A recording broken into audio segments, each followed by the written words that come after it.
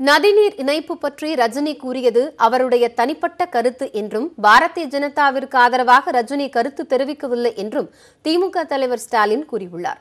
News 18 தொலைக்காட்சியின் முதன்மை ஆசிரியர் குணசேகரின் கேள்விக்கு பதிலளித்த அவர், ரஜினிகாந்த் இன்றும் சினிமாவில் சூப்பர் ஸ்டார் தான் என்று குறிப்பிட்டுள்ளார். திரு ரஜினிகாந்த் தன்னை ஆதரிக்கணும் அப்படின்னு சொல்லி கமல்ஹாசன் வேண்டுகோள்லாம் வச்சிருந்தாரு. ஆனால் அவர் ஆதரிக்கல, நான் எந்த கட்சியும் ஆதரிக்கல, என்னுடைய நிலைப்பாடு அதுதான் சொல்லி ரஜினிகாந்த் அவர்கள் தெளிவுபடுத்திட்டார். ஆனால் பிஜேபியுடைய தேர்தல் அறிக்கையில் நதிநீர் இணைப்பு அப்படின்ற ஒரு அம்சம் இருக்குது, அதை நான் வரவேற்கிறேன் அப்படின்னு சொல்கிறார். அந்த வரவேற்பை நீங்கள் எப்படி பார்க்குறீங்க? அவர் சொந்த தனிப்பட்ட கருத்து அது. அவர் ஆதரிக்கணும், கட்சி ரீதியாக சொன்னேன் அப்படிங்கிறது மாதிரி சொல்லலை.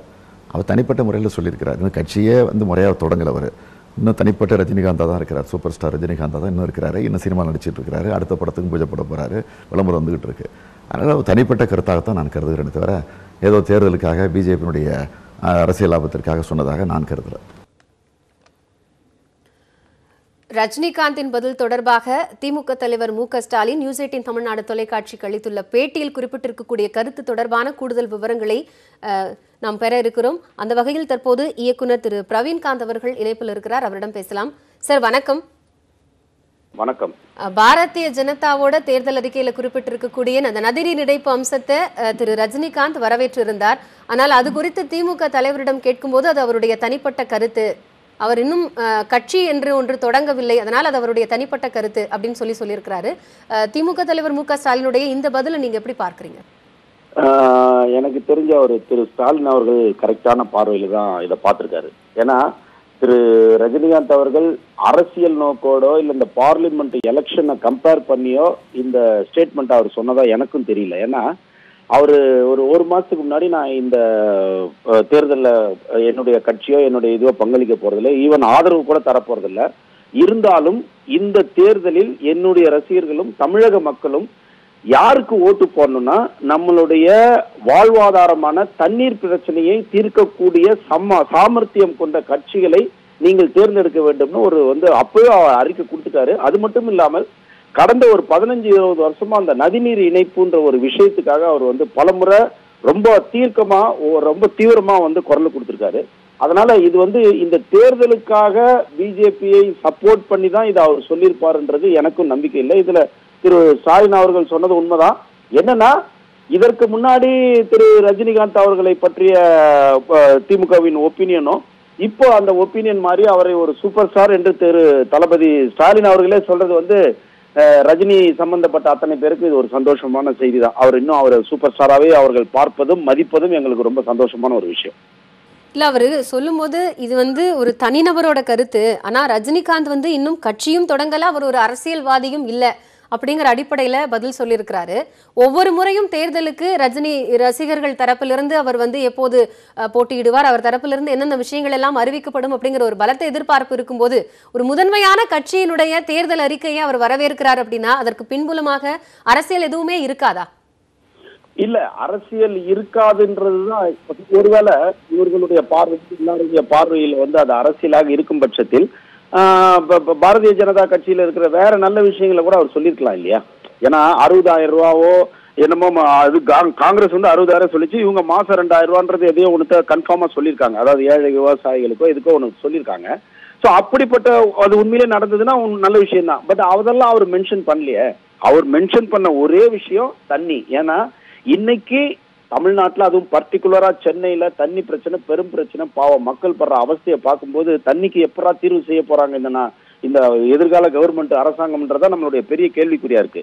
அதனால இது பாரதிய ஜனதாவை பாராட்டுதான் இதை செய்யணும்னு கிடையாது. அப்புறம் இன்னொன்னு திரு ரஜினிகாந்த் அவர்கள் தனிப்பட்ட மனிதராக இந்த ஸ்டேட்மெண்ட்டை சொல்ல. ஏன்னா 96ல் அவர் தனிப்பட்ட மனிதராக இருந்து ஒருவேளை சொல்லியிருந்தா அன்னைக்கு திமுகவே ஆட்சிக்கு வந்தது. அது திரு ஸ்டாலின் அவர்களுக்கு ரொம்ப நல்லாவே தெரியும். அதனால திரு ரஜினிகாந்த் அவர்களை தனிப்பட்ட மனிதராக இதை சொன்னார் என்று சொல்ல முடியாது.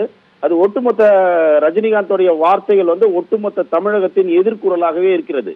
அவருடைய மக்கள் என்ன நினைக்கிறாங்களோ அதை சொல்லக்கூடிய ஒரு சக்தி உள்ள ஆளாக அவர் இருக்கிறார்.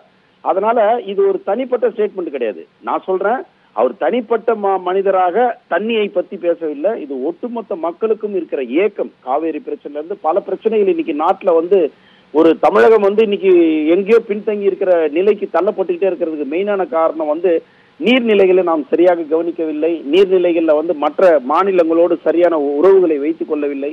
இதெல்லாம் தான் நமக்கு இருக்கிற இப்போ ஒரு பெரிய ஒரு ப்ராப்ளமான ஒரு விஷயங்கள்.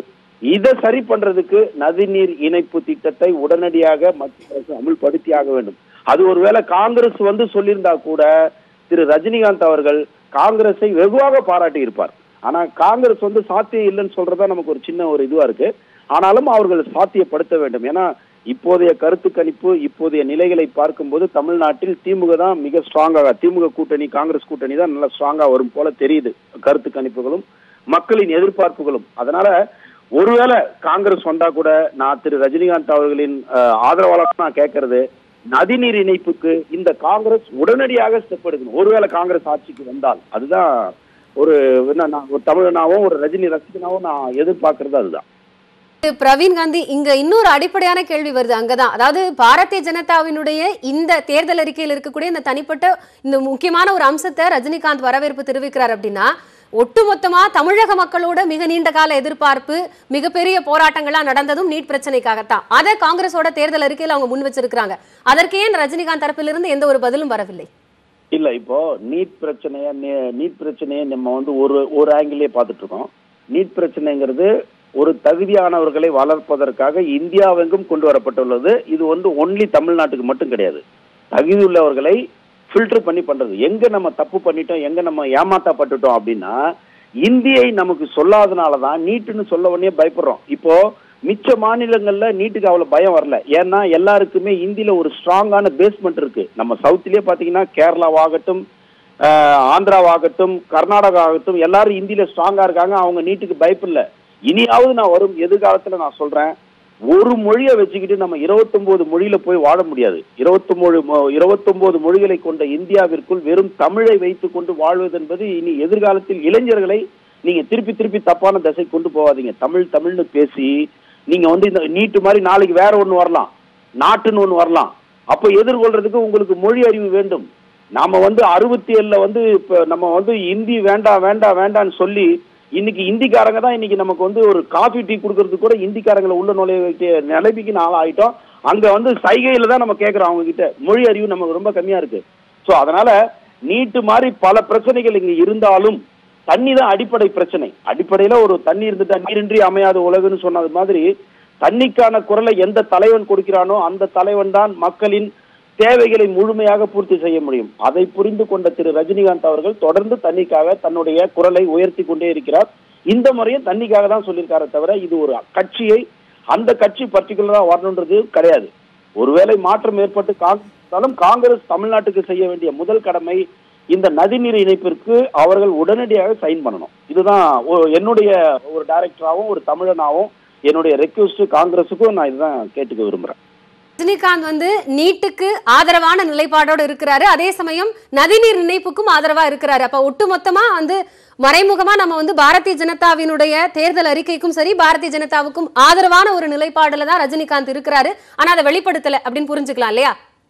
அப்படி திரு என்னை விட அரசியல் களத்திலேயே இருந்து பல வருடங்களாக இருக்கிற திரு ஸ்டாலின் அவர்களுக்கே அது தெரிகின்றது.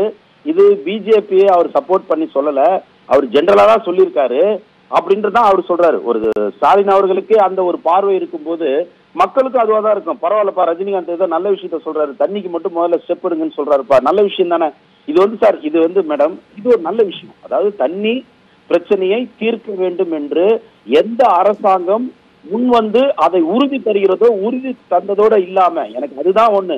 2004லயே வாஜ்பாய் கூட பேசப்பட்டதுதான் இது. ஆனா எதையுமே நடக்கல.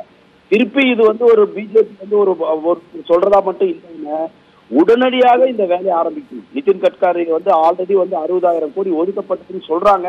ஆனா அதற்கான வேலைகள் ஆரம்பிக்கப்பட்டதா? நன்றி திரு பிரவீன் காந்தி, இணைப்பில் வந்து உங்களுடைய பல்வேறு கருத்துக்களை பகிர்ந்து கொண்டமைக்காக.